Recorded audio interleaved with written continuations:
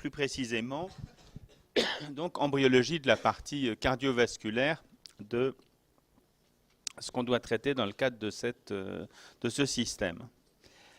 Embryologie de l'appareil cardiovasculaire, c'est quelque chose qui évidemment va nous amener à reprendre le point de départ de première année où on en est resté ensemble,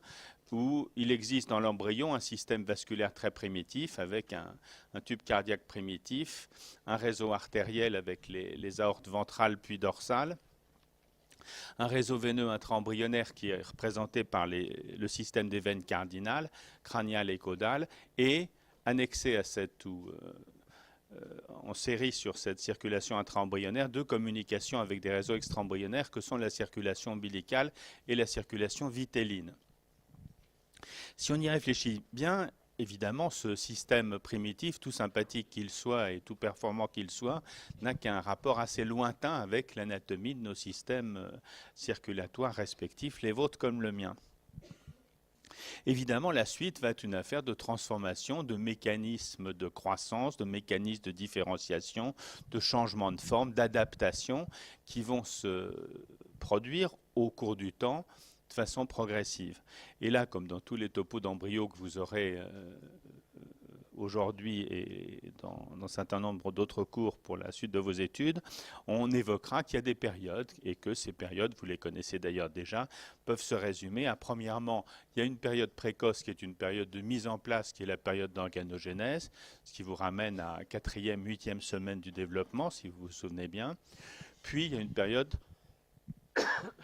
excusez-moi, c'est pas rangé depuis hier. Puis il y a une période de croissance et de différenciation tissulaire qui va se poursuivre très largement pendant la période fœtale, mais aussi au-delà pendant la période postnatale. Et il y a évidemment une croissance et une adaptation fonctionnelle des systèmes qui accompagnent la croissance jusqu'à l'âge adulte. Alors, le cours d'embryologie, par tradition, par vocation et aussi par contrainte horaire, se concentre sur le début, sur la période d'organogénèse. Et c'est bien ce qu'on va voir aujourd'hui. On va essayer de voir comment le système cardiovasculaire primitif de l'embryon, tel que vous le connaissez, fin du programme de première année, se transforme pour être la base de ce qu'il est aujourd'hui chez vous comme chez moi. On va donc se concentrer essentiellement sur des modifications qui transforment le cœur comme le réseau circulatoire et qui se produisent pendant la fin de la période d'organogénèse, qui se produisent principalement à un stade précoce, puisque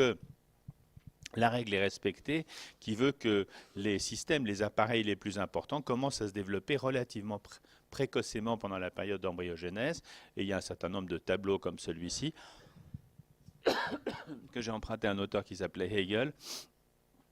qui montre effectivement que le développement de l'appareil vasculaire est comme le développement du système nerveux, quelque chose qui commence précocement et qui, à dire vrai, s'achève relativement précocement pendant la période d'embryogénèse. S'achève relativement précocement, je veux dire, qui aboutit à un système dont la maturité générale, dont l'organisation générale est en place un peu même avant la fin des fameuses ou traditionnelles 8 semaines de la période d'embryonnaire.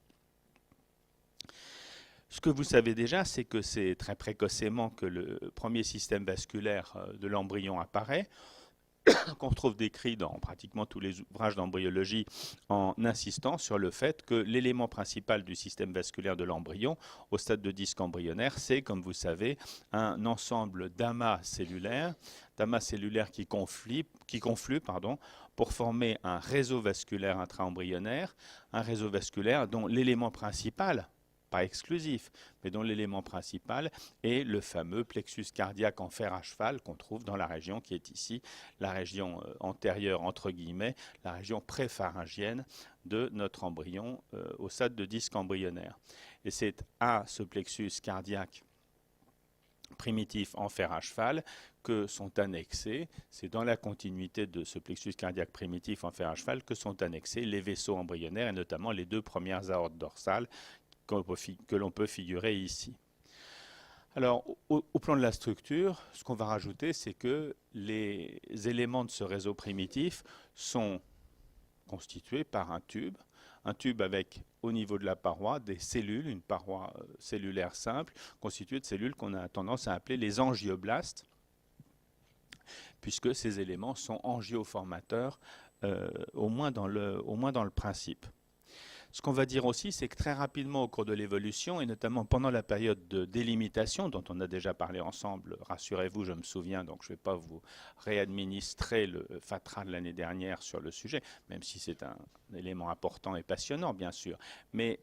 pendant la période de délimitation, les mouvements, la transformation du corps de l'embryon qui se fait, aboutit bien sûr à modeler tout ce système vasculaire primitif, et aboutit notamment à ce que la région prépharyngienne se trouve basculée en situation cardiaque définitive, comme vous savez,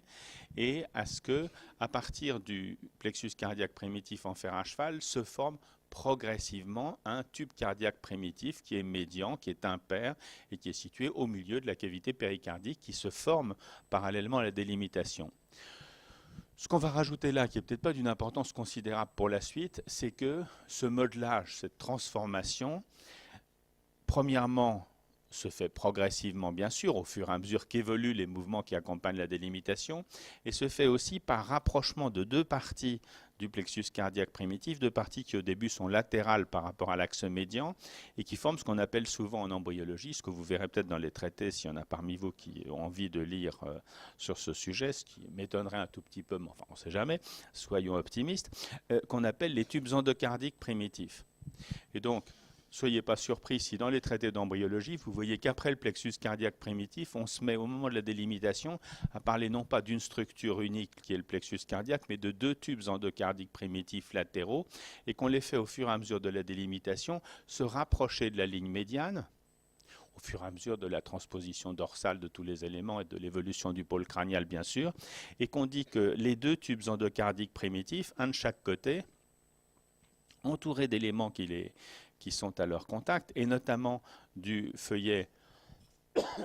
viscéral du mésoblaste latéral, c'est-à-dire de la splanchnopleure dans ce territoire-là,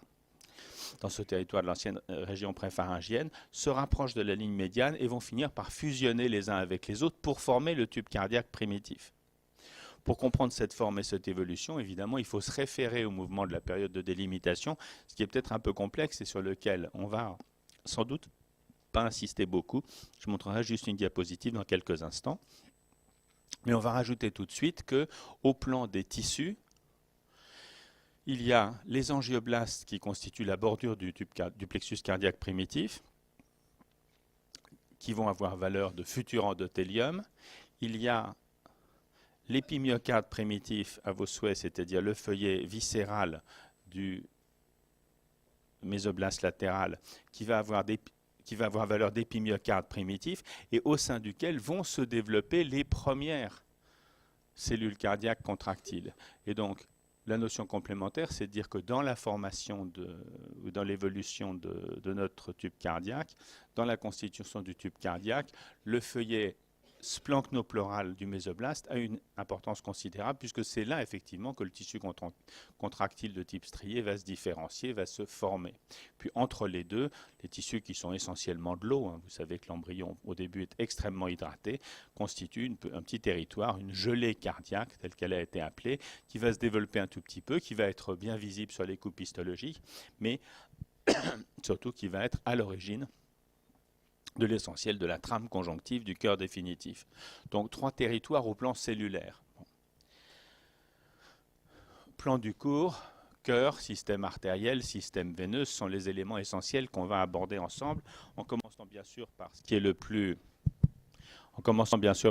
caractéristique, ce qui est le plus important, ce qui est le plus frappant, c'est bien sûr le cœur situé au centre du système avec le rôle de pompe sur lequel on n'insistera jamais assez. Premier point de la description embryologie du cœur, donc on la reprend à partir du cours de l'année dernière,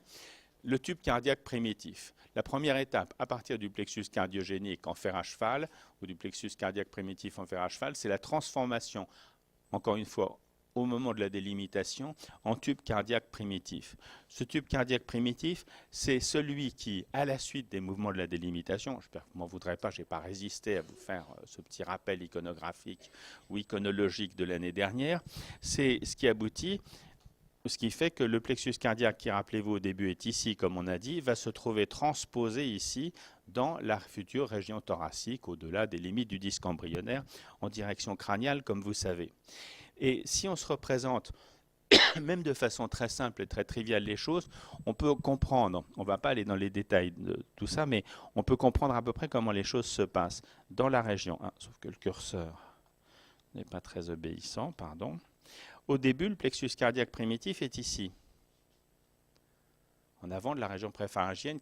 la région de la membrane pharyngienne qu'il faut imaginer ici, il est dans la région prépharyngienne. Et ce qui va se passer, c'est que tout ce territoire ici va, du fait de la croissance du tube neural qui est derrière, ici, qui va pousser et soulever tous les éléments, tout ça va se trouver non seulement soulevé en direction dorsale et en direction crâniale, mais aussi va se trouver étiré. Ce qui fait que cette partie-ci du plexus cardiaque primitif, c'est ça qui va s'étirer et qui va, entre guillemets, être à l'origine des deux tubes endocardiques latéraux qui s'étirent, qui s'étirent, qui s'étirent et qui, en s'étirant, vont venir former une structure ventrale de l'embryon tubulaire, une structure ventrale qui va être en connexion d'un côté comme de l'autre avec d'autres éléments du système vasculaire. Et c'est